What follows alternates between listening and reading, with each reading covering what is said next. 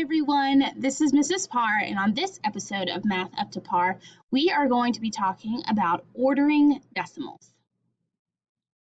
So before we jump into this video, make sure that you've watched my video or have an understanding of how to compare decimals before we get into ordering decimals, because now instead of just comparing two numbers with decimals, we will be comparing more than two. So when we are ordering decimals, we are going to stack the numbers on top of each other, just like we did when we compared decimals in the other video. Don't forget to fill in any place values that are missing with zeros to help you compare. So this problem says order from least to greatest, and it gives me 5 numbers that have whole numbers, but they also include a value that is parts and less than 1. So these decimals, you notice this one goes to the thousandths place, this one goes to the hundredths, the thousandths, the tenths, the hundredths, and they all have the digits 2, 6, and 0 somewhere mixed into all of them. So just looking at them this way, it can be challenging to compare them.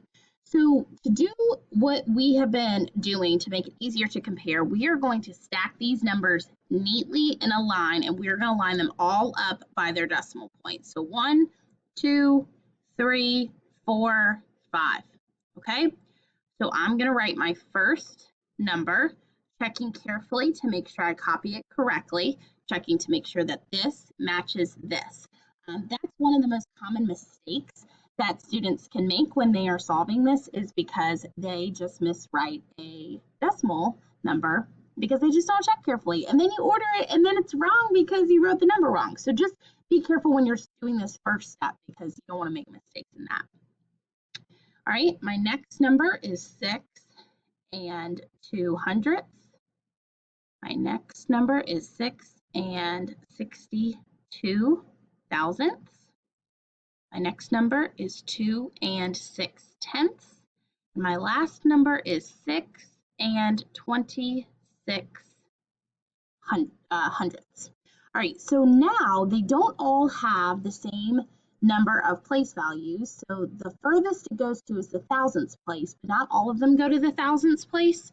So I'm going to fill in zeros so that they all go to the thousandths place. And this way, I'm better able to see the values and how much they are worth.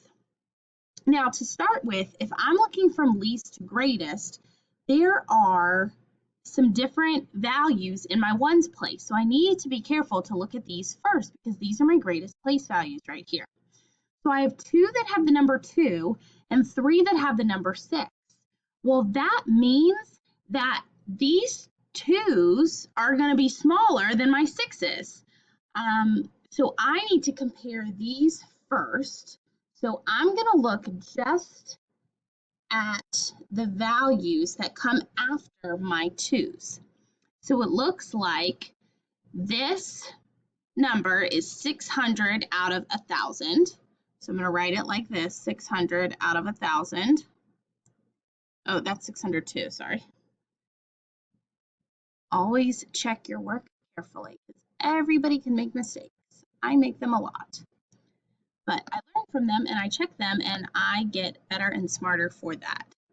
So now I have 600 over 1,000. So these are close amounts, but 602 is just slightly larger than 600. So if I'm going from least to greatest, then it appears like this number right here is going to be smaller. 2 and 6 tenths is going to be smaller than 2 and 602 thousandths.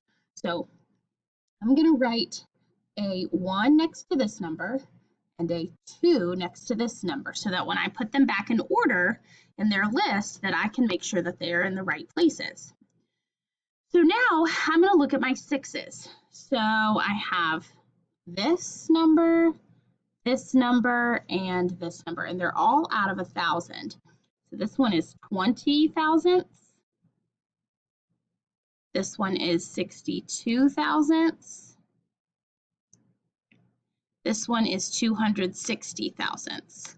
So I'm going in order from least to greatest. So the smallest amount is going to be 20.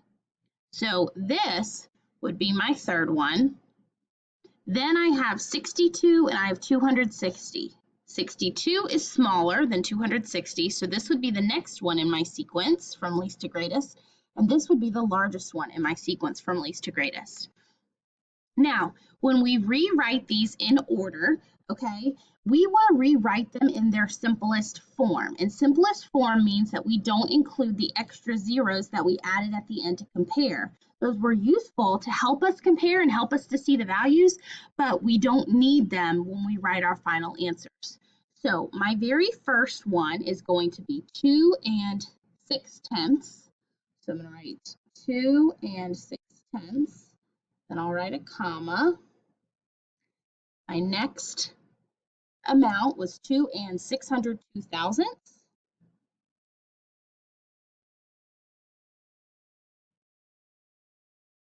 My next amount was 6 and 2 hundredths. I don't need that extra zero that I added on the end. 6 and 2. Oops, keep the colors separate so that we can see it a little bit easier so it doesn't get too jumbled. Move all this over. Nope, I want to move the whole thing over. Give myself a little more space there. Okay. And then my fourth one is 6 and 62 thousandths.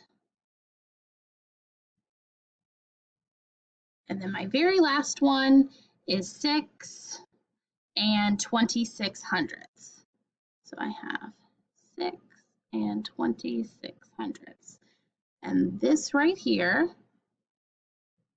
is listing these decimals in order from least to greatest. So just to recap, what we learned is that it is best to stack up your decimals, your numbers with decimals, make sure they line up nice and neat, that you could draw a line straight down and connect the dots, okay?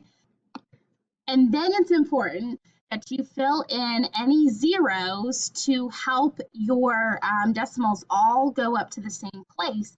And that helps them have the same denominator so that you're comparing them out of the same total amount. Okay? All right, guys, thanks for listening and happy practicing.